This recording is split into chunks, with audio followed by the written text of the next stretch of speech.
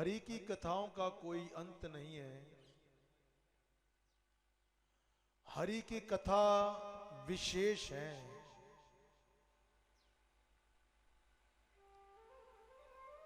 इनका जितना गुणगान किया जाए उतना ही थोड़ा है।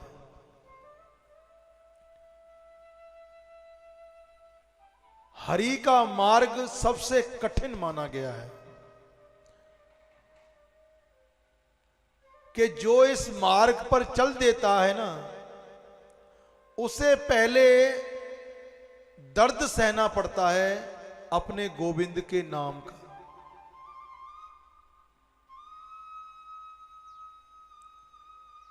उसे पहले अपने तन मन को कुर्बान करना पड़ता है अपने गोविंद के चरणों में।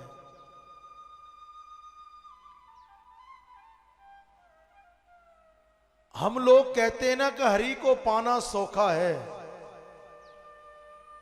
लेकिन उन संतों से पूछना जिन संतों ने इतनी इतनी तपस्याएं की, अपना तन मन उसके चरणों में कुर्बान कर दिया, भूखे रहकर प्यासे रहकर हवा को पी पी कर वो संत हरि की सेवा करते थे, हरि की तपस्या करते थे।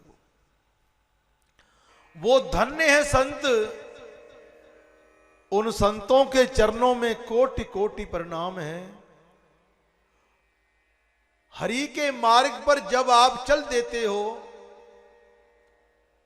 जब भी कोई आप हरि का कार्य करने की कोशिश करते हो, जब भी आप हरि के नाम का कोई सिमरण करने की कोशिश करते हो, जब भी आप कोई हरि का ध्यान करने की कोशिश करते हो, तो कोई ना कोई राक्षस, कोई ना कोई दुष्ट आत्मा आपके शुभ कार्य में विघ्न डालने की कोशिश अवश्य करती है।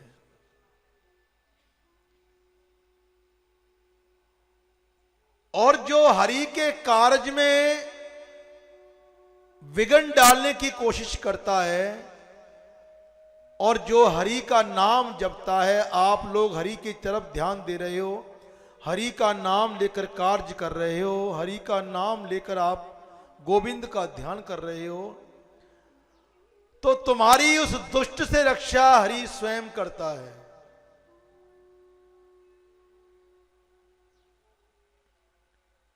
तुम्हारी स्वयं रक्षा हरि करता है। जिस समय विश्वामित्र जी ने दशरथ से कहा कि हे महाराज, तुम्हारे पूर्वजों ने कभी भी संतों का अपमान नहीं होने दिया, तुम्हारे पूर्वजों के राज्य में, तुम्हारे राज्य में कभी संत ब्राह्मणों का, गौओं का कभी अपमान नहीं हुआ, लेकिन हे राजन,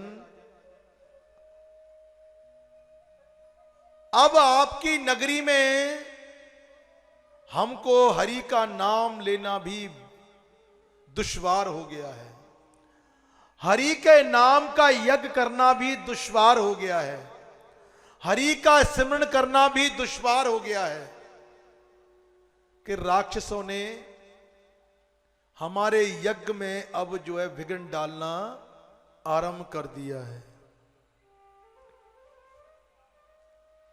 जिस समय दशरथ ने ये बात सुनी तो उन्होंने कहा कि महाराज, मैं अभी जाता हूं और उन राक्षसों का संहार करता हूं, उनको मारता हूं। विश्वामित्र जी ने कहा कि आप राम और लक्ष्मण को मेरे साथ भेज दीजिए, यही सब कुछ ठीक कर देंगे। क्योंकि गुरु जब भगवान का ध्यान करता है, गुरु जब भगवान का स्मरण करता है, तो गुरु की आत्मा परमात्मा में मिल जाती है। वो अपने गोविंद को पहचान लेता है कि मेरे गोविंद मेरी रक्षा करने के लिए स्वयं आ गया है, तो मैं उसके द्वार पर जाकर ही झोली फैलाऊंगा।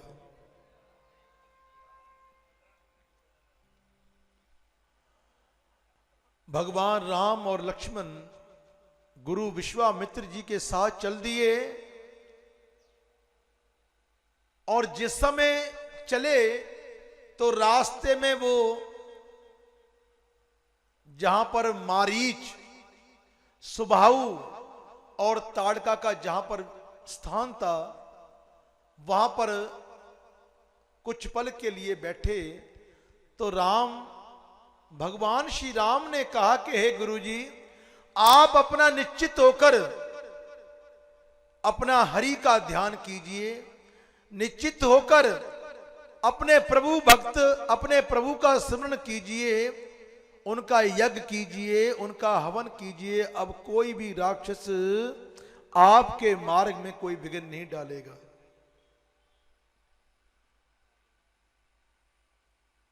तो जिसके साथ स्वयं गोविंद है, जिसके साथ स्वयं राम है, जिसके साथ स्वयं परमात्मा आप आकर खड़े हैं, तो उसको कौन संसार में मार सकता है, उसका कौन बुरा कर सकता है? उसका कोई भी बाल बांका नहीं कर सकता, क्योंकि स्वयं परमात्मा उसके सामने आकर खड़े हो जाते हैं। इसलिए प्रभु पर विश्वास रखें, अपने गोविंद पर विश्वास रखें।